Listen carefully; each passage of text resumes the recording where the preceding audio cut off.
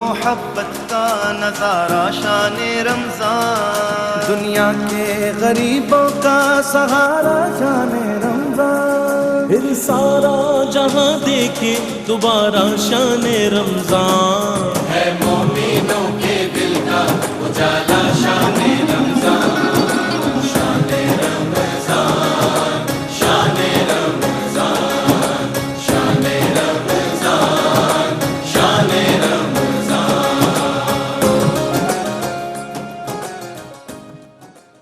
جی welcome back ناظرین، خیر مقدم ہے آپ کا اور نعمت افطار میں وقت ہوا بزم علماء کا۔ ملک پاکستان کے مقتدر مستند علماء کرام الحمدللہ کیو ٹی وی کا پینل ہے، جن میں مفتی محمد سہیل رضا امجدی صاحب، جناب مفتی احسن نوید نیازی صاحب، پروفیسر ڈاکٹر محمد احمد قادری صاحب ہمارے آج رفیق سفر ہیں۔ آپ تینوں کی خدمت میں السلام علیکم ورحمۃ اللہ۔ وعلیکم السلام ورحمۃ اللہ۔ اور آج انشاءاللہ اسلام کا نظام عدل، اسلام کی بے شمار خوبصورتیوں میں سے اس کی ایک خوبصورتی اس کا نظام عدل ہے، اور اسلام مذمت کرتا ہے ظلم کی، ناانصافی کی، بے عدل نظام کی۔ اسلام کہتا ہے کہ ریاست کفر کے ساتھ چل سکتی ہے لیکن ظلم کے ساتھ نہیں چل سکتی۔ اسلام ظلم کو کنڈیم کرتا ہے، ناانصافی کو کنڈیم کرتا ہے، اور اس معاملے میں اسلام کئی درجے مسلمانوں کو سمجھاتا اور پڑھاتا ہے کہ کسی نہ کسی درجے پر اس ظلم کو کنڈیم ہی کرنا ہے، اس کو برا ہی جاننا ہے، ظلم یا ظالم کے ساتھ کھڑے نہیں ہونا، عدل اور انصاف والے کے ساتھ کھڑا ہونا ہے۔ اگر آپ طاقتور ہیں تو آپ نے اپنے ہاتھ سے ظلم کو روکنا ہے، اگر آپ ہاتھ سے نہیں روک سکتے تو زبان سے ظلم کو روکیے، ناانصافی کو روکیے، اور اگر آپ زبان سے بھی نہیں روک سکتے تو کم از کم دل میں اسے برا جانیے۔ آج انشاءاللہ اسلام کا یہ نظام عدل، اس پر بات کریں گے۔ میں قبلہ مفتی محمد سہیل رضا امجدی صاحب سے آغاز کرتا ہوں حسب روایت۔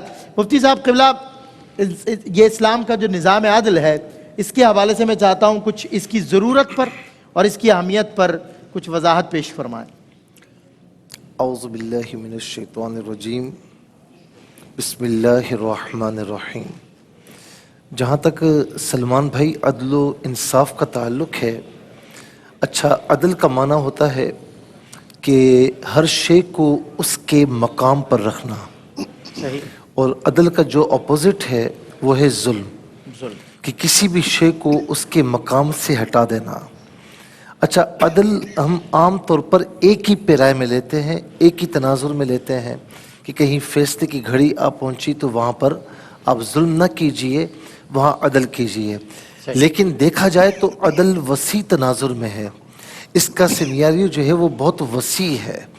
آپ آنکھ کھولتے ہیں، بچہ آنکھ کھولتا ہے، اور جب تک وہ اس دنیا سے واپس نہیں جاتا، یعنی پیدائش سے لے کر موت تک زندگی کے ہر شعبے میں ہمیں عدل نظر آتا ہے، عدل بھی نظر آتا ہے، ظلم بھی نظر آتا ہے۔ تو یہ عدل۔ دوسرا یہ کہ انصاف کا یہ نون صاد فا نصف سے ہے۔ یہ بات یاد رہے، آگے چل کر بات ہوگی کہ اسلام برابری کو نہیں چاہتا۔ صحیح۔ اگر اسلام برابری کو چاہتا نا، یہ بڑا کہا جاتا ہے کہ جی برابری کا تصور، اگر برابری کو چاہتا تو ایک ادارے میں ایک شخص بہت محنت کرتا ہے اور دوسرا شخص کم محنت کرتا ہے، ایک شخص بہت ہائیلی کوالیفائڈ ہے، دوسرا کم ہے، تو دونوں کی تنخواہیں برابر ہوں گی، دونوں کی سیلری برابر ہوگی؟ ہاں، برابری ہوگی نہیں۔ ہر شخص کو اس کا جو حق ہے وہ پہنچے، حقدار کو اس کا حق پہنچے، اسلام یہ چاہتا ہے۔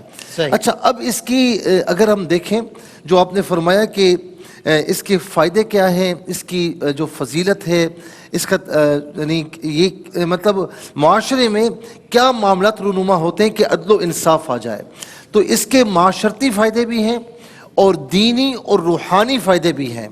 اچھا معاشرتی حوالے سے آپ دیکھیں کہ جس معاشرے میں عدل و انصاف ہو رہا ہو وہ معاشرہ کبھی ناہموار نہیں رہتا، وہ ہموار ہو جاتا ہے۔ اچھا اسی طریقے سے جب معاشرے میں رہنے والوں کو پتہ ہے کہ ہمارے ساتھ انصاف ہونا ہے تو وہاں پر افراتفری ابتری کبھی نہیں پھیلتی۔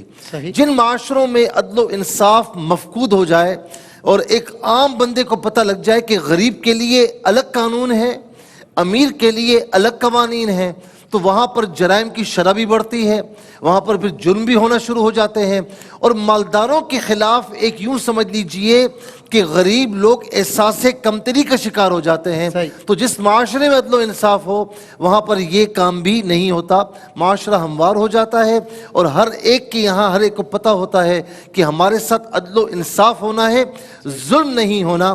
اور مولا علی المرتضیٰ رضی اللہ تعالیٰ عنہ کا وہ جو قول ہے جو آپ نے کوٹ بھی کیا کہ کفر کے ذریعے کوئی بھی حکومت چل سکتی ہے, لیکن اگر عدل و انصاف نہ ہو تو وہ حکومت نہیں چل سکتی. عدل و انصاف کے بغیر حکومت نہیں چل سکتی. آج بھی آپ دیکھیں نوشیروان عادل تھا, غیر مسلم تھا, مسلمان نہیں تھا, لیکن آج تک اس کی بات کی جاتی ہے کہ عدل و انصاف کا بول بولا تھا. اور اسی طریقے سے جہاں روحانی فوائد ہیں, سب سے بڑی بات یہ ہے کہ لقد ارسلنا رسولنا بالبینات وانزلنا معهم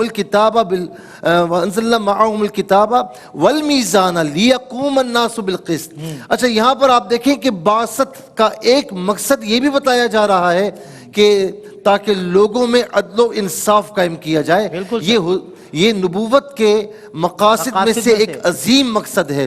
اسی طریقے سے میں آخری بات یہاں پر کروں گا کہ ظلم کرنے والا کبھی سکون میں نہیں رہتا, عدل کرنے والا کبھی بے سکونہ نہیں رہتا. اور آخری بات کہ عدل جو ہے نا یہ تقوی کے قریب ہے. اعدلوا هو اقرب للتقوی, یعنی عدل و انصاف کرو تم تقوی کے قریب ہو جاؤ گے. اور ان اکرمکم عند اللہ اتقاکم, اللہ کے نزدیک سب سے بہترین سب سے عزت والا وہ ہے جو متقی ہے. یعنی عدل تقوی کے قریب ہے اور متقی اللہ تعالیٰ کے قریب ہے. کیا بات, سبحان, بہت خوب. مفتی اثر نوید نیازی صاحب قبلہ, اجازت ہو تو ایک سوال. جی بالکل. اللہ رب العزت قرآن مجید فرقان حمید میں عدل اور انصاف کا جب ذکر کرتا ہے تو کس انداز سے کرتا ہے؟ بسم اللہ الرحمن الرحیم, صلی اللہ علیہ حبیبی محمد وعلی آلہ وصحبہ بارک وسلم. قرآن مجید فرقان حمید برہان رشید تو مملو ہے عدل و انصاف کے احکام سے, فضائل سے, ترغیبات سے. قرآن مجید فرقان حمید کے اندر بہت سارے مقامات پر اللہ تبارک و تعالیٰ نے عدل کی اہمیت کو بھی ظاہر فرمایا ہے, امپورٹنس کو, اور عدل کا باقاعدہ حکم بھی ارشاد فرمایا اور عدل کی ترغیب بھی ارشاد فرمائی ہے. اللہ تبارک و تعالیٰ ارشاد فرماتا ہے ان اللہ یأمر بالعدل والاحسان, بے شک اللہ حکم دیتا ہے عدل اور احسان کا.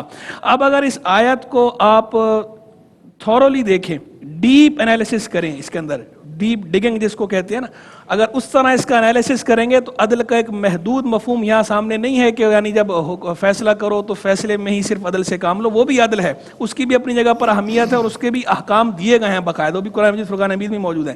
لیکن یہاں پر باقاعدہ مفسرین فرماتے ہیں کہ اگر اس کا تجزیہ گہرائی سے کیا جائے تو یہاں عدل کے اندر عموم ہے. اللہ حکم دیتا ہے عدل اور احسان کا, یعنی عدل سے کام لو اپنے نفس کے ساتھ بھی, عدل سے کام لو خالق کے ساتھ بھی, عدل سے کام لو خلق کے ساتھ بھی.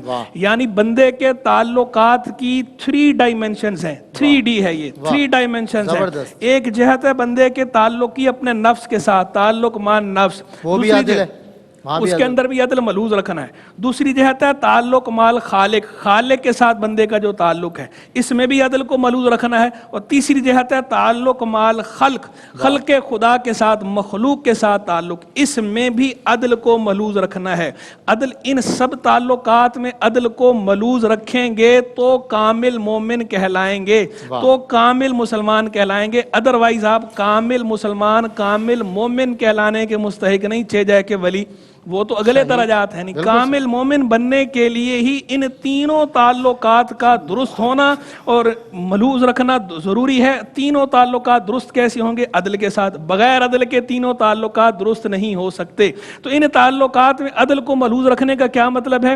یعنی ہر ذی تعلق کو اس کا حق دے دیا جائے, یہ عدل ہے. اپنے نفس کے ساتھ جو تعلق ہے تو اپنے نفس کو اس کا پورا حق دیا جائے دائرہ شریعت کے اندر. ولی نفسی کا علیہ کا حق کا خود حدیث کے اندر یعنی اس کی خواہشات بھی پوری کی جائے, لیکن دائرہ شریعت کے اندر رہ کر جو تجاوز ہوگا تو وہاں تو ممنوع ہے. ایسے ہی خالق کے ساتھ تعلق کا مطلب یہ خالق کو اس کا حق دیا جائے, یعنی جو اس کے احکام ہیں ان کو آپ فالو کریں پوری طرح.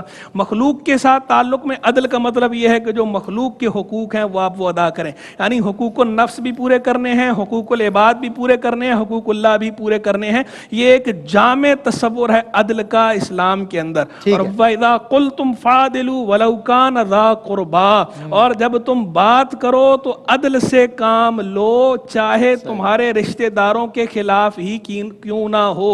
یعنی اس میں اس بات کو ملحوظ نہیں رکھنا کہ یہ میرا قریبی ہے یا میرا قریبی نہیں ہے. عدل کی بات کرنی ہے، درست بات کرنی ہے، سچی بات کرنی ہے، سیدھی بات کرنی ہے.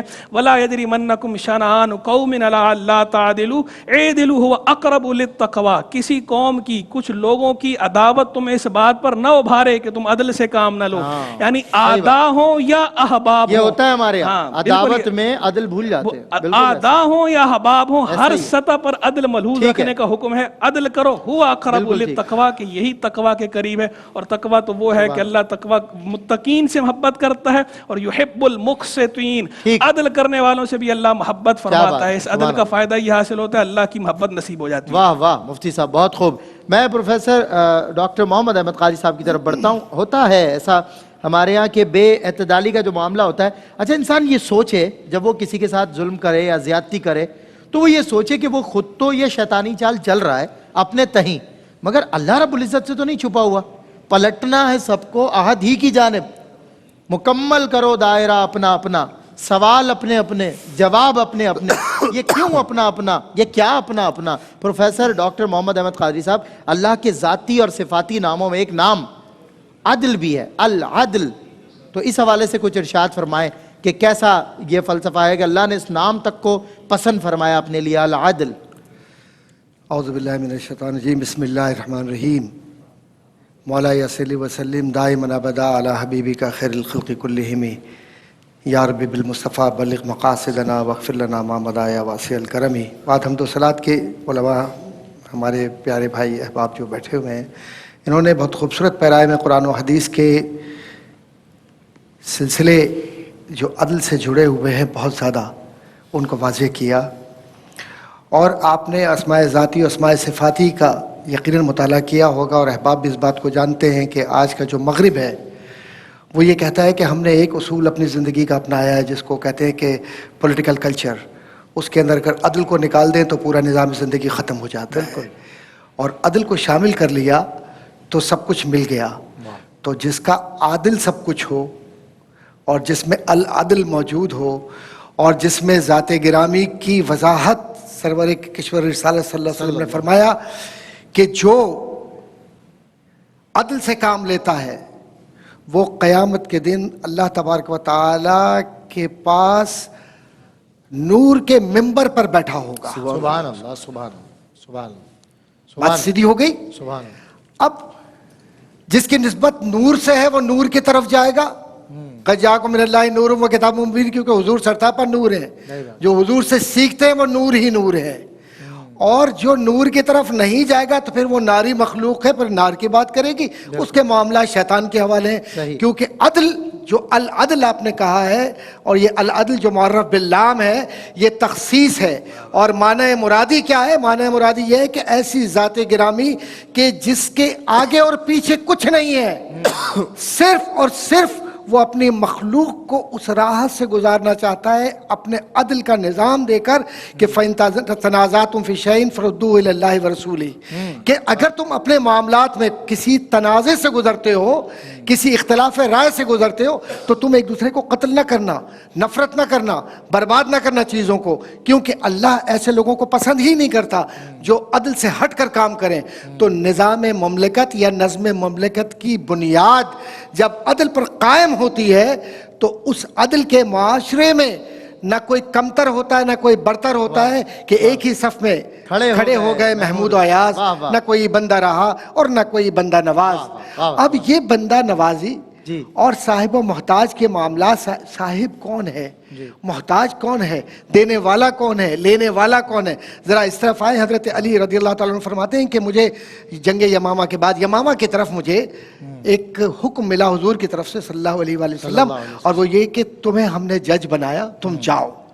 اور آپ کے حکم کے مطابق تو ذرا سا تردد حضرت علی رضی اللہ تعالیٰ عنہ نے، اس لیے کہ آپ نے اپنی محبت کا اظہار فرمایا، یا رسول اللہ صلی اللہ علیہ وسلم میں تو بہت نوجوان ہوں، میں جاؤں گا تو کیسے، یہ کیسے کروں گا، یہ تو عدل تو بہت بڑا مرتبہ ہے، بہت بڑی شان ہے یہ عدل کی، تو آپ نے عدل. تو حضور نے فرمایا کہ علی جب عدل کرو تو اپنی زبان کو سچ پر رکھنا، اللہ اکبر، اور سچ کے ساتھ اللہ اکبر، اللہ تبارک و سبحان تعالیٰ ہے. سبحان اللہ. اور دوسری بات یہ کہ فریقین کو سن لینا، اور اس کے دونوں طرف. بعد جو نصیحتیں اس میں موجود ہمیں نظر آتی ہیں وہ واضح طور پر تو حضرت علی فرماتے ہیں کہ جب میں گیا اور جب میں نے فیصلے کیے تو اس کے بعد واللہ پوری زندگی پھر مجھے کبھی عدل کے معاملے میں دشواری اس لیے نہیں ہوئی کہ میری تربیت سرور کشور رسالت محمد مصطفیٰ صلی اللہ علیہ وسلم. خوش آمدید ایک مرتبہ پھر آپ کا خیر مقدم ہے. نظام عدل پہ بات ہو رہی ہے. صبر کرنے والوں کے ساتھ اللہ ہوتا ہے، ظلم کرنے والوں کے ساتھ شیطان ہوتا ہے. ظلم کرنے والے بظاہر تو ظلم کر لیتے ہیں لیکن پھر بعد میں ان کی ایسی رسوائی ہوتی ہے اور ایسی ذلت آخر کار انہیں آ کے لپیٹتی ہے کہ منہ دکھانے کے قابل نہیں رہتے. اور وہ لوگ جو صبر پر ہوتے ہیں اللہ تعالیٰ انہیں عزت عطا فرماتا ہے. جس طرح حسین اور یزید آپ کے سامنے مثالیں، طاقتور یزید تھا مگر صبر پر حسین تھے. آج تک یزید کا نام لینا کوئی پسند نہیں کرتا اور حسین کا نام رکھنا اپنے لیے فخر سمجھا جاتا ہے. نظام عدل پہ مزید بات کریں گے. کچھ شرعی کالز کے لیے لائیو ٹیلی فون کالز کا سیگمنٹ ہے. جی کال کیجئے، سوال کیجئے. کون ہے ہمارے ساتھ؟ السلام علیکم. السلام علیکم. ہیلو، کالر ہیں ہمارے ساتھ؟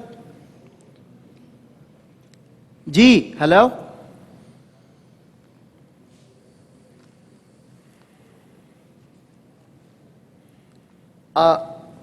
آواز نہیں آ رہی، کافی دیر ہو گئی. کوئی اور کالر دے دیں پلیز، ٹائم بڑا قیمتی ہے، یہ فوکس کریں ذرا پلیز. جی مفتی صاحب قبلہ، اسلام کے نظام عدل کی تو کوالٹیز بھی ہیں نا. ظاہر ہے ایک نظام عدل وہ ہے جسے ویسٹ فالو کرتا ہے اکارڈنگ ٹو اسلام، لیکن تمام تر نظام عدل جو ہے وہ اسلام سے فالو نہیں کیا جاتا. کہیں کہیں وہ اپنی جہتیں بھی نکال کے لے آتے ہیں جو ہم سے ٹکراتی ہیں.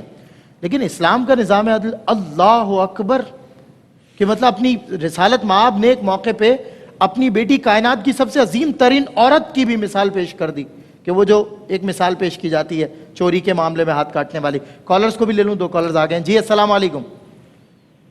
السلام علیکم. وعلیکم السلام. جی کیا سوال ہے آپ کا؟ میں نے ابھی آپ کو سوال، آپ دوبارہ پوچھ لیں. آپ ہمیں آن ایئر آئی ہیں آپ. اچھا ٹھیک ہے.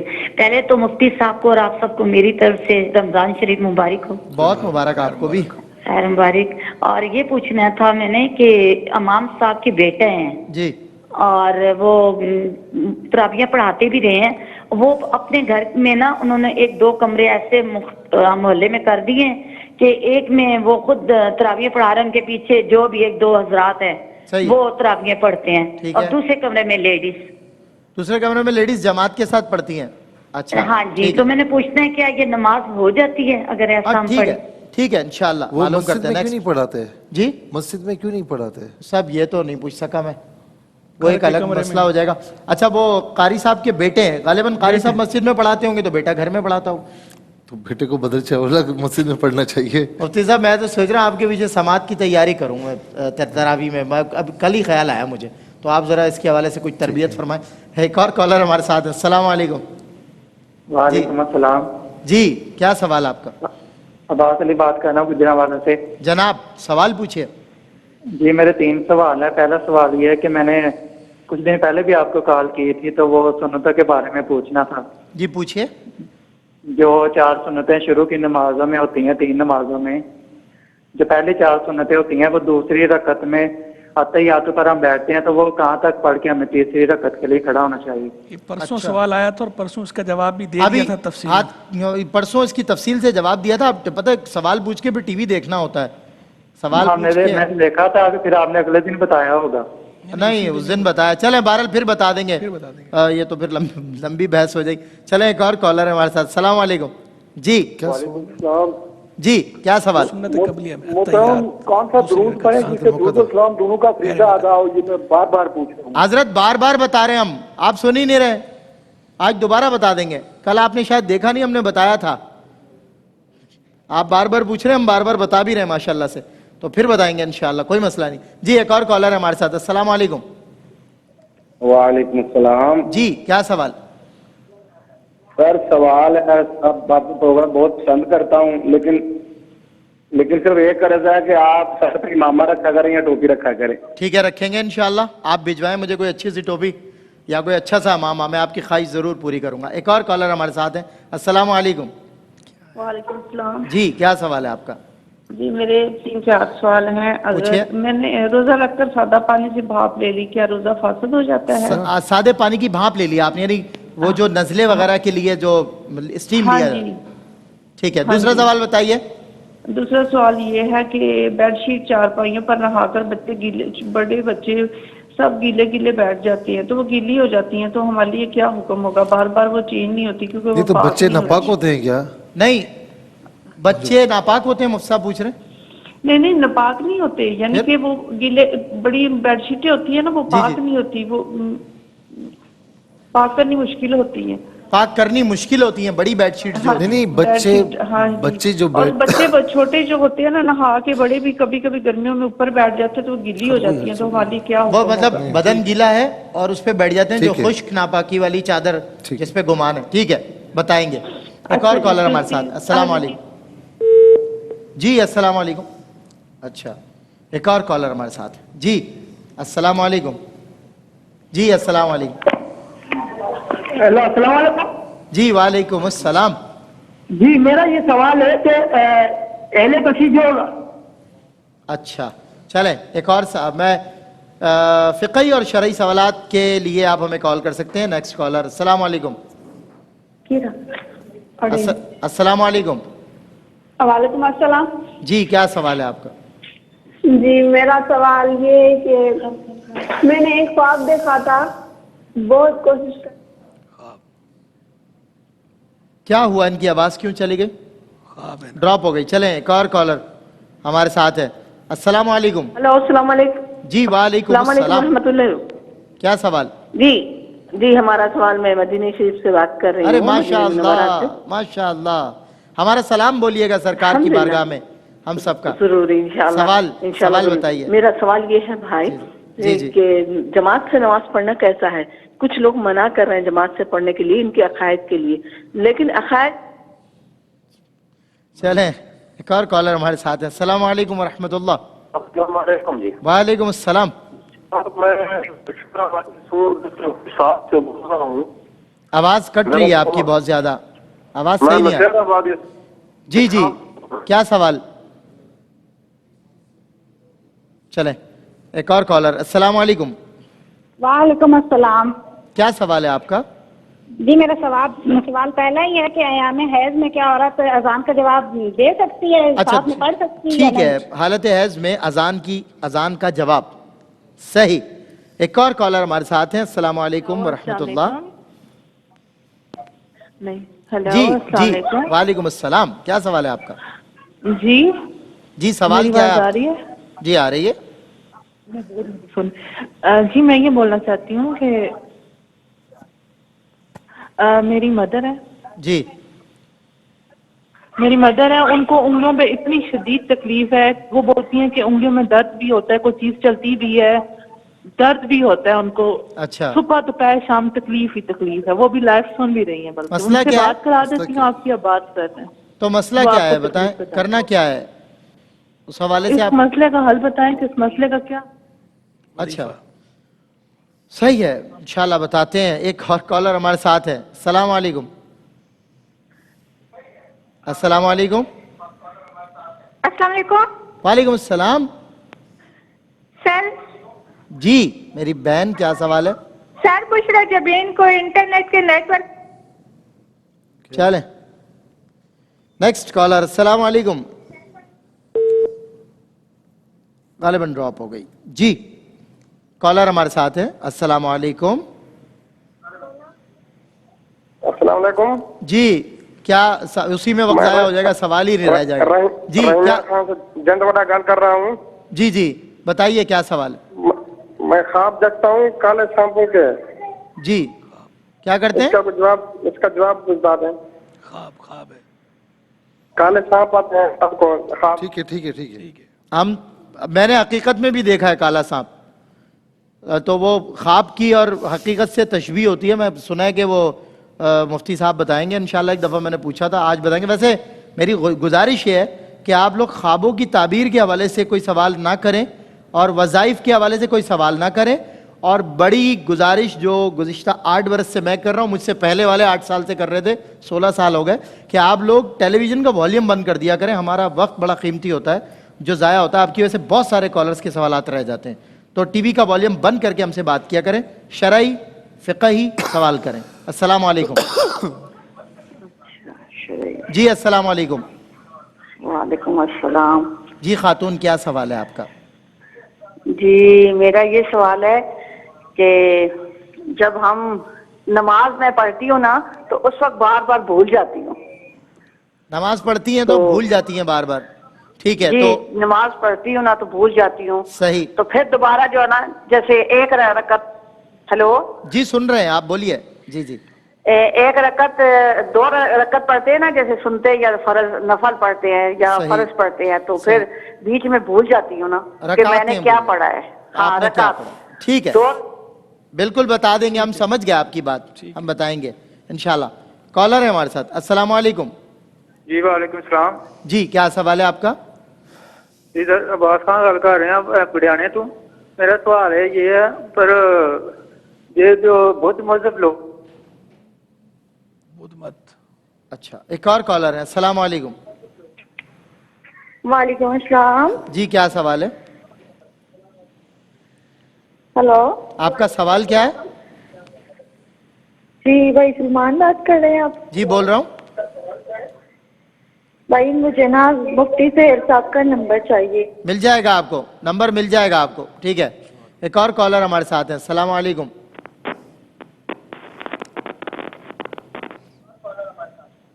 السلام علیکم.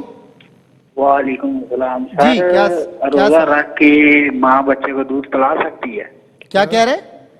فیڈ کرانا. ٹھیک ہے. اچھا ٹھیک ہے، چلیں ایک مختصر سے وقفے کے بعد ہوتی ہے آپ سے پھر ملاقات انشاءاللہ. آپ کے ٹیلی فون کالز اور سوالات انشاءاللہ شامل کریں گے. جی ویلکم بیک ناظرین، خیر مقدم ہے آپ کا. نعمت افطار میں بزم علماء ہمارا سیگمنٹ ہے. علماء کرام موجود ہوتے ہیں، آپ لوگ سوالات کرتے ہیں، ہم جوابات دیتے ہیں. کئی سارے سوالات ہمارے کالرز کے یہاں جمع ہو چکے ہیں. میں چاہتا ہوں مفتی صاحب جوابات کی طرف آتے ہیں. بسم اللہ الرحمن الرحیم. ایک سوال جو ہے وہ بہن نے یہ پوچھا کہ عورت محرم کے پیچھے نماز پڑھ رہی ہو تو فاصلہ کتنا ہونا چاہیے؟ اس میں بہتر صورت یہی ہے، اور کووڈ-19 کے دور میں بڑے یہ سوالات ہوئے تھے، تو جس طریقے سے مقتدی پیچھے کھڑا ہوتا ہے تو اس طریقے سے خاتون پیچھے کھڑی ہو جائے اور جو جماعت کروا رہا ہے وہ آگے کھڑا ہو جائے. کیونکہ عام طور پر جو ہے وہ اگر 2 مرد ہوں تو اس صورت میں مرد یعنی جو مقتدی مرد ہوگا وہ سیدھی طرف ایک قدم پیچھے ہوتا ہے. صحیح. عورتوں کے لیے بہتر ہے کہ وہ بالکل مقتدی کی طرح پیچھے ہی ہوں. صحیح. اچھا یہ بھی سوال ہوتا ہے کہ بھائی غیر محرم کے پیچھے نماز ہو سکتی ہے یا نہیں عورت کی؟ تو غیر محرم کے پیچھے بھی اگر اور مرد ہوں خواتین ہوں تو بالکل نماز ہو سکتی ہے، اس میں کوئی حرج نہیں ہے. اچھا اس کے بعد ایک سوال یہ ہوا کہ 4 لاکھ ہیں تو کیا زکوٰۃ ادا کرنی ہوگی یا نہیں؟ میری بہن جو آپ نے مسئلہ پوچھا ہے، ہمیں اس بات کا ادراک ہے کہ بعض اوقات زکوٰۃ دینا بہت مشکل ہو جاتا ہے. کوئی ریسورسز نہیں ہوتے، کچھ رقم پڑی ہوئی ہوتی ہے، کسی کے لیے جمع کی ہوئی ہوتی ہے. تو بہرحال 4 لاکھ روپے اگر ہے تو یہ دیکھا جائے گا کہ یہ چاندی کے 52.5 تولہ چاندی کے نصاب کے برابر بن رہا ہے یا نہیں. تو یقیناً بن رہا ہے تو آپ پر زکوٰۃ یعنی اس پر سال گزرنے کے بعد زکوٰۃ ادا ہوگی، اور پہلے سے پڑے ہوئے ہیں تو پھر آپ کو زکوٰۃ اس کی ادا کرنی ہوگی. ٹھیک ہے. یہ ایک بھائی نے سوال پوچھا کہ سنتیں جو سنتیں پہلے پڑھی جاتی ہیں، یعنی سنتیں قبلیہ، عصر سے پہلے کی سنتیں، عشاء سے پہلے کی سنتیں، ظہر سے پہلے کی سنتیں، تو اس میں جو دوسری رکعت ہوتی ہے، اس میں جو قاعدہ اولا ہوتا ہے، اس میں اتحیات کہاں تک پڑھی جائے گی؟ یہ پرسوں بھی سوال آیا تھا، پرسوں بھی ہم نے اس کی ڈیٹیل بتائی تھی کہ ظہر سے پہلے والی سنتیں سنتیں مؤکدہ ہیں، جبکہ عصر و عشاء سے پہلے والی سنتیں سنتیں غیر مؤکدہ ہیں. سنتیں غیر مؤکدہ کے پڑھنے کا طریقہ یہ ہوتا ہے کہ قاعدہ اولا میں اتحیات آپ آخر تک پڑھیں گے، یعنی یوم یقوم الحساب تک پڑھیں گے، پھر کھڑے ہوں گے، اور تیسری رکعت کا آغاز آپ ثنا سے کریں گے، یعنی سبحانک اللہم سے آپ آغاز کریں گے.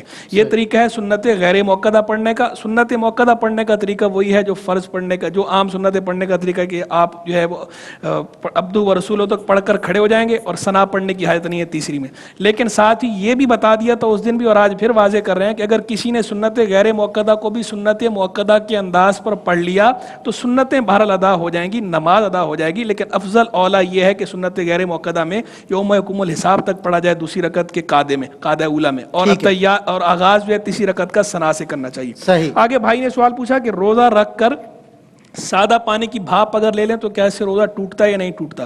دیکھیں بھاپ کے اندر یہ ہوتا ہے چاہے سادہ پانی کی ہی کیوں نہ ہو، بھاپ میں پانی بخارات میں تبدیل ہو کر ناک کے ذریعے اندر جاتا ہے. ناک منفذ اصلی ہے اور اس سے بچنا ممکن بھی ہے، اور یہ بخارات کی صورت میں تبدیل ہو کر اندر جا رہا ہے تو اس سے روزہ ٹوٹ جائے گا. اگر سادہ پانی کی بھاپ لیں گے، دوائی والی بھاپ تو توڑے گی، سادہ پانی کی بھی اگر آپ بھاپ لیں گے تو وہ صرف ہوا نہیں جا رہی، وہ پانی جو ہے بخارات کی صورت میں تبدیل ہو کر ناک کے ذریعے اندر جا رہا ہے. اور الفطر مما داخلہ، یہ قاعدہ جو حدیث میں بیان ہوا اس پر صادق آ رہا ہے کہ روزہ اس چیز سے ٹوٹ جاتا ہے جو اندر داخل کی جائے منافذ اصلیہ کے اور اندر قرار پکڑ جائے. تو اس پہ بھی صادق آتا ہے، لہذا روزہ رکھ کر سادہ پانی کی بھاپ لینے کی اجازت نہیں ہے، اگر لیں گے تو روزہ ٹوٹ جائے گا. ٹھیک ہے ڈاکٹر صاحب جی وہ تراویح جو ہے جی ایک ہماری بہن نے سوال کیا تھا کہ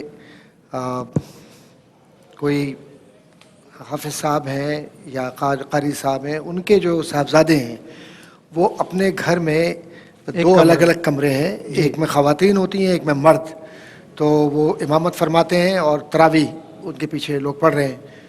تو میں یہ ایک بات عرض کروں گا کہ بہرحال شرعی اعتبار سے تو یقیناً ظاہر کے امامت کر رہے ہیں اور نماز ہو رہی ہے، لیکن ایک چیز جو بڑی اہم بات ہے اس میں وہ یہ ہے کہ مسجد آباد کیوں نہیں کر رہے. صحیح. اور مسجدیں الحمدللہ ثم الحمدللہ اپنے خاص فکری طور پر مساجد کو بنایا ہی اس لیے جاتا ہے کہ وہاں اجتماعی وحدت اور اجتماعی جو نظریہ ہے اسلام کا وہ نظر آئے، اور قرآن کو اجتماعی طور پر جس طریقے سے وہاں پڑھایا جاتا ہے اور پڑھا جاتا ہے اس کا ایک خاص سلیقہ ایک طریقہ ہے. پہلی بات تو یہ. دوسرا یہ کہ یہ دیکھا گیا ہے عام طور پر فلیٹس میں بھی اور جگہوں پر میں نے خود آبزرو کیا کہ ابھی 100 قدم آپ نہیں چلے تو پتہ چلا ایک اور جماعت یہاں پر بھی ہو رہی ہے، سامنے ایک مسجد ہے اس میں 2 صف لگی ہوئی ہیں، اس کے اندر بھی نماز ہو رہی ہے. ایسا ہی بہتر یہ ہے کہ مسجدوں کو آباد کیجیے. کیوں کہ جب آپ مسجدوں کو آباد کریں گے آپ کی مسجدیں بھری ہوں گی، اس کے بعد اللہ پاک جب توفیق دے تو ٹھیک ہے. لیکن اس لیے کہ میں ٹھیک ہے دہرا لوں قرآن کریم کو، تو اس کے لیے بہت سے طریقے اور بھی ہیں. کسی اور مسجد میں جا کر امامت کر لیں تو زیادہ بہتر ہے بجائے اس کے کہ گھر میں امامت کریں. بالکل ٹھیک بالکل ٹھیک. جی اچھا ایک سوال یہ ہوا کہ بچے بیڈ شیٹ پر جو ہے وہ بات لے کر آتے ہیں تو گیلے ہوتے ہیں بیٹھ جاتے ہیں. یاد رکھیں کہ اگر وہ نہا کر آئے ہیں یا اس کے علاوہ ویسے ہی نیچے کہیں پانی پڑا ہوا ہے وہ لگ گیا ہے اور آ کر بستر پر بیٹھ گئے ہیں تو ناپاکی کا حکم نہیں ہوگا جب تک کہ ناپاکی لگے نہیں. تو اس کا آسان طریقہ ہے کہ بیڈ شیٹ پر اگر کوئی بو آ رہی ہے، اسمیل آ رہی ہے یا کوئی ناپاکی لگی ہوئی دکھائی دے رہی ہے تو اسی مقام سے اس کو پاک کر لیں. اور طریقہ یہی ہے کہ جو ہے وہ نل کے نیچے اس چادر کے ٹکڑے کو یعنی ہاتھوں سے پکڑ کر آپ اس کو 3 مرتبہ دھو کر نچوڑ لیں پاکی کے حکم میں، یا اتنا نچوڑ مطلب اتنا اس پر پانی بہ جائے کہ اس پر جو ہے نا کوئی بو وغیرہ یا کوئی ناپاکی وغیرہ بظاہر دکھائی نہ دے رہی ہے. تو پاکی کے حکم میں اتنا زیادہ توہمات میں نہ پڑیں کہ بچے بیٹھ گئے تو ناپاک ہو گیا، فلاں بیٹھ گئے تو ناپاک ہو گیا. جب تک ناپاکی دکھائی نہ دے یا یعنی یا اس کی اسمیل نہ آ رہی ہو یا کلر اس کا نہ ہو تو اس صورت میں اس وقت تک ناپاکی کا حکم اس طرح نہیں ہوتا. عام طور پر معافی ہوتی ہے. اس طرح اس کے علاوہ ایک سوال یہ ہوا مدینہ شریف سے بہن نے پوچھا کہ جماعت کے ساتھ نماز پڑھنا خواتین کا حضور نبی کریم صلی اللہ تعالیٰ علیہ وسلم کے دور مبارکہ میں سب سے پہلے جو صف میں مقتدی ہوتے تو مرد ہوتے، پھر اس کے بعد بچے ہوتے، پھر اس کے بعد خواتین جو ہے نا ان کی صفیں ہوتی، اور اس طرح خواتین مسجد میں آ کر حضور نبی کریم علیہ السلام کے پیچھے نماز پڑھا کرتی. سیدنا فاروق اعظم رضی اللہ تعالیٰ عنہ نے جب اس وقت مسلمانوں میں اضافہ ہوتا چلا گیا تو پردے کے پیش نظر کہ عورتوں کے پردے کے حوالے سے کوئی خرابی نہ ہو اس دور میں بھی خواتین کو آنے سے منع فرمایا. لیکن علماء فرماتے ہیں کہ اس دور میں بھی کہیں مسجد بڑی ہے اور خواتین کا الگ اہتمام ہے، انٹریس اور ایگزٹ بالکل علیحدہ ہے، مردوں سے ہٹ کر ہے، تو وہاں پر خواتین حاضر ہو سکتی ہیں، نماز پڑھ سکتی ہیں اور جماعت کے ساتھ نماز پڑھی جا سکتی ہے. لیکن یہ بات یاد رہے کہ خواتین کے لیے بہتر یہ ہے کہ وہ مسجد کے بجائے اپنے گھروں میں ادا کریں. یہاں تک کہ حضور نبی کریم علیہ السلام نے فرمایا کہ میری مسجد سے بہتر ہے کہ اپنے گھروں میں ادا کریں, اور گھروں میں بھی صحن سے بہتر دالان میں, دالان سے بہتر اندر روم میں, یعنی خواتین کی نماز جتنی پردے میں اہتمام کے ساتھ ہو اتنی زیادہ بہتر ہے. بہت اچھا. اچھا, ایک سوال یہ ہوا کہ ایام حیض میں اذان کا جواب جو ہے وہ دیا جا سکتا ہے؟ تو بالکل دیا جا سکتا ہے, کوئی حرج نہیں ہے اس میں. جی ایک بہن نے یہ سوال پوچھا کہ نماز میں بار بار بھول جاتی ہوں کہ 2 رکعتیں پڑھی ہیں یا 3 رکعتیں پڑھی ہیں, تو اب کیا حکم ہے؟ دیکھیں اس میں ہوتا یہ ہے کہ ظن غالب کا اعتبار ہوتا ہے. فقہیات میں ظن غالب جو ہے ملحق بالیقین, یعنی جو حکم یقین کا ہے وہی حکم ظن غالب کا ہے. جو آپ کا ظن غالب ہے, آپ سوچیں اگر ظن غالب آپ کا 2 رکعت کا ہے تو 2 ہیں, اگر 3 رکعت کا ہے تو 3 ہیں, اور اگر بالفرض ڈاؤٹ ہے یعنی ظن غالب نہیں ہے, غالب کوئی گمان نہیں ہے, شک ہے آپ کو 50-50 ہے, 50% یہ ہے کہ 2 پڑھی ہیں, 50% یہ ہے کہ 3 پڑھی ہیں, تو اس صورت میں کم والی جہت کو اختیار کریں اور آخر میں سجدہ سہو کر لیں. لیکن اس میں ہر رکعت کے آخر میں پھر اتحیات میں بیٹھیں گے آپ, قاعدہ ہر رکعت کے آخر میں ہوگا, یعنی 2 اور 3 میں شک ہو رہا ہے تو 2 کاؤنٹ کریں اور اس کے بعد آگے آخر میں سجدہ سہو کریں گے, لیکن تیسری پہ بھی بیٹھیں گے کیونکہ اس کے اندر چانس موجود ہے کہ ہو سکتا ہے کہ وہ تیسری نہ ہو. تو اس لیے حکم فقہا نے یہ بیان فرمایا کہ آگے احتیاطی میں یہ حکم ہے کہ آگے میں ہر رکعت میں آپ قاعدہ کریں گے اور آخر میں سجدہ سہو کر دیں گے. پھر ایک بہن نے یہ سوال پوچھا کہ روزہ رکھ کر, بھائی نے پوچھا تھا کہ روزہ رکھ کر ماں بچے کو دودھ پلا سکتی ہے, فیڈ کرا سکتی ہے یا نہیں کرا سکتی؟ روزہ رکھ کر ماں بچے کو فیڈ کرا سکتی ہے, جائز ہے, اس سے روزہ نہیں ٹوٹتا. جیسا کہ میں نے شروع میں حدیث بیان کی تھی نا, وہ ضابطہ ہے الفطر مما داخلہ لیسا مما خرجا. روزہ اس چیز سے ٹوٹتا ہے جو منافذ اصلیہ کے ذریعے بدن کے اندر داخل ہو, اس سے نہیں ٹوٹتا جو جسم سے خارج ہو. اس ضابطے میں لیکن کچھ استثناء ہے, اور وہ استثناء صرف جو ہے وہ مخصوص صورتوں کا, یعنی حیض و نفاس کا استثناء ہے کہ حیض و نفاس میں خروج ہوتا ہے اور روزہ ٹوٹ جاتا ہے. اور اس طرح منہ بھر قے کی ایک صورت ہے, اس میں استثناء ہے قے کا ایک خاص صورت کا. اس کے علاوہ بقیہ کوئی بھی چیز جسم سے خارج ہونے سے روزہ نہیں ٹوٹتا, خون نکلنے سے بھی روزہ نہیں ٹوٹتا, اور اس طرح بچے کو فیڈ کرانے سے بھی روزہ نہیں ٹوٹتا. ٹھیک ہے. وہ والدہ کے لیے ان کی کوئی وظیفہ بتا دیں سورہ فاتحہ کا شفا کے لیے, بہت تکلیف. وہ کہہ رہے ہیں میری والدہ کی انگلیوں میں شدید درد ہے, انگلیوں میں درد ہے, تو اس کے لیے سورہ فاتحہ 41 بار جو ہے, بہتر یہ ہے کہ صبح فجر کی سنتوں کے بعد اگر پڑھیں تو زیادہ اچھا ہے, ورنہ کسی بھی وقت 41 بار سورہ فاتحہ پڑھ کر پانی پہ دم کر کے پی لیں, اللہ تبارک و تعالیٰ شفا عطا فرمائے گا. ٹھیک ہے. ڈاکٹر صاحب نماز میں بھول جاتی ہیں, نماز کیا میں پڑھا, کیا پڑھا کیا نہیں پڑھا, تو بھول کے لیے کچھ بتا دیں. تو سر نے غالب کی جو بات ابھی کی تھی صاحب نے تو وہ شرعی مسئلہ تو بیان کر دیا ہے, لیکن یہ ہے کہ اس میں آیات قرآنی موجود ہیں بہت سارے, اور اوراد و اشغال بھی ہیں. یا قوی ہو جو اللہ تبارک و تعالیٰ کا اسم ہے, اس کے اگر ورد کیا جائے تو حافظہ بہت اچھا ہوتا ہے, اور اس میں الحمدللہ ثم الحمدللہ اس کا ورد برکت والا ہے. ٹھیک ہے. اچھا, وقت ہوا ہے اذان عصر کے وقفے کا. علماء کرام کا شکریہ ادا کرتے ہوئے میں آگے بڑھ رہا ہوں اور وقفہ لے رہا ہوں. انشاءاللہ اذان عصر براہ راست قاری وحید ظفر قاسمی صاحب اور انشاءاللہ ڈاکٹر سید عمران ودود صاحب معلومات لے کر آتے ہیں. انشاءاللہ آپ سے ملاقات ہوتی ہے. اذان عصر ہم نماز عصر بھی ادا کر لیں گے, انشاءاللہ ہوتی ہے ملاقات.